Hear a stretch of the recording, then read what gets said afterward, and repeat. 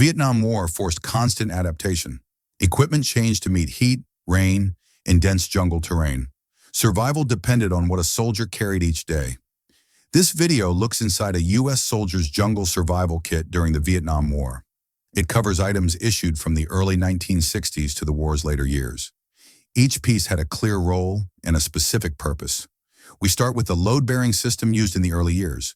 The M1956 load-bearing equipment entered service in the late 1950s. Its role was to carry food, water, and basic tools. It used heavy canvas with metal clips and straps. This system mattered because it standardized how soldiers carried essentials. Next up is the transition to lighter web gear. The M1967 load-bearing equipment appeared in the mid-1960s. Its purpose was the same as earlier gear. It used nylon instead of canvas to reduce weight and absorb less water. This mattered in wet jungle conditions where heavy gear slowed movement. Moving on to packs used in the field. Early in the war, many soldiers used the M1956 field pack. This pack carried rations, spare clothing, and personal items. It attached directly to the load-bearing system.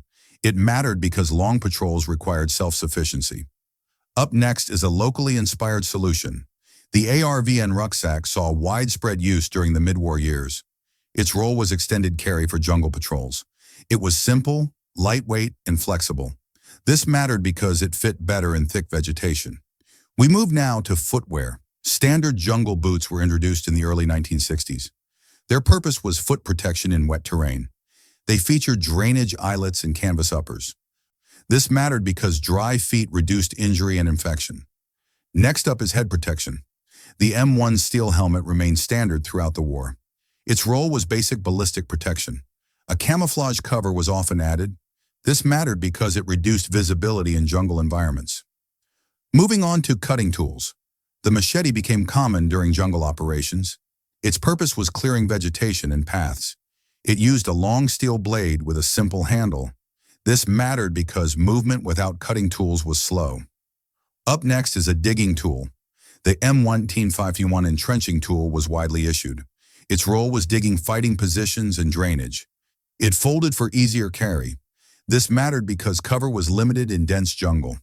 We continue with shelter equipment. The poncho served as rain protection and ground cover. It was used throughout the war. It was lightweight and waterproof. This mattered because rain was constant in Vietnam. Next up is the shelter half. Shelter halves were paired to form simple tents. Their purpose was basic sleeping cover. They attached with buttons and ties. This mattered because rest was necessary on long patrols. Moving on to water storage. The standard 1-quart canteen was issued from start to finish. Its role was carrying drinking water. It used a plastic body with a fabric cover. This mattered because dehydration was a constant risk. Up next is water treatment. Water purification tablets were issued alongside canteens. Their purpose was making local water safe to drink. They used simple chemical treatment. This mattered because clean water was rarely available. We moved to food supply. Sea rations were standard during the early and mid-war years. Their role was providing daily meals. They came in sealed metal cans. This mattered because resupply was often delayed. Next up is a small but critical tool. The P38 can opener was issued with rations. Its purpose was opening food cans. It was small and folded flat. This mattered because meals could not be accessed without it. Moving on to medical basics. The individual first aid packet was carried by every soldier. Its role was treating minor wounds.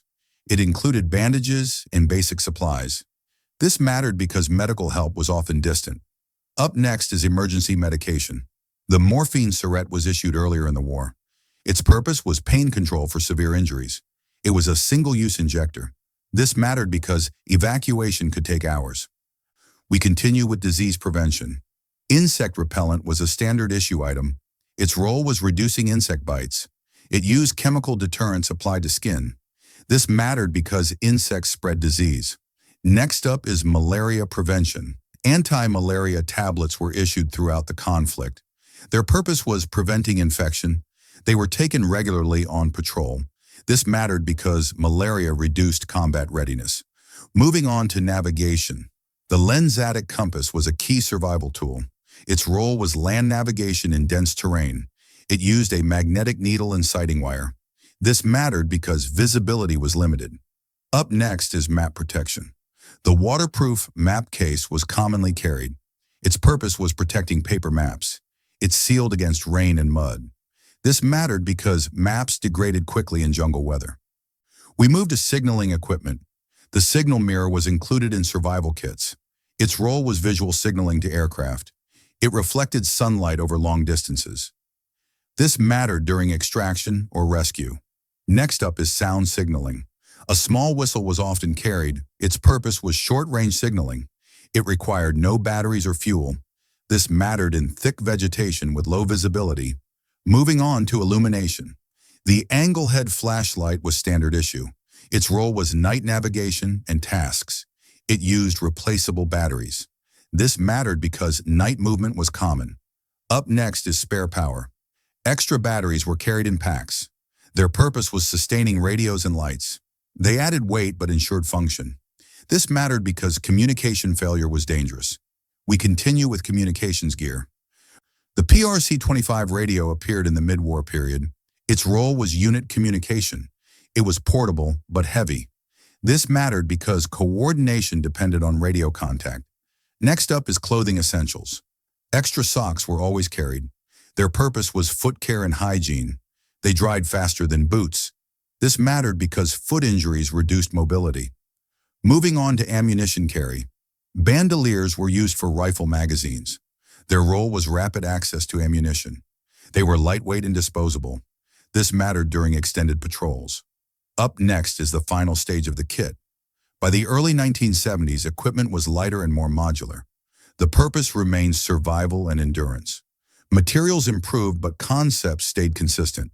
This mattered because jungle conditions never changed. To wrap things up, the Vietnam War Jungle Survival Kit evolved steadily. Each item served a clear and simple function. Together, they formed a system designed for heat, rain, and isolation.